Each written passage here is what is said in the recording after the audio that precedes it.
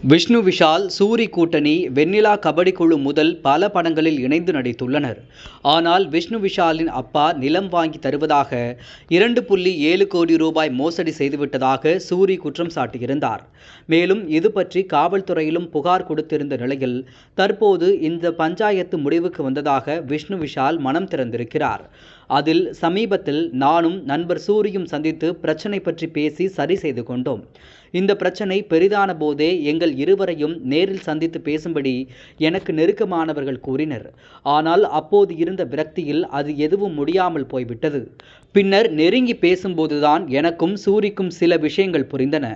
மூன்றாவதாக வந்த ஒருவர்தான் இந்த அனைத்து பிரச்சனைகளுக்கும் காரணம். அவர்தான் எங்களுக்கு இடையே புகுந்து விளையாடி உள்ளார். நட்புக்குள் மூன்றாவதாக ஒரு நபரை தலையிடக்கூடாது என்ற வாழ்க்கை பாடத்தை இதிலிருந்து நான் கற்றுக்கொண்டேன். விரைவில் இந்த பிரச்சனை முடிவுக்கு வந்தது பற்றி அதிகாரப்பூர்வமாக அறிவிப்போம்.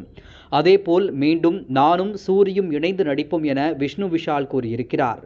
இது பற்றி சூரி தரப்பிலிருந்து இன்னும் எந்த விளக்கமும் வெளியாகவில்லை என்பது குறிப்பிடத்தக்கது.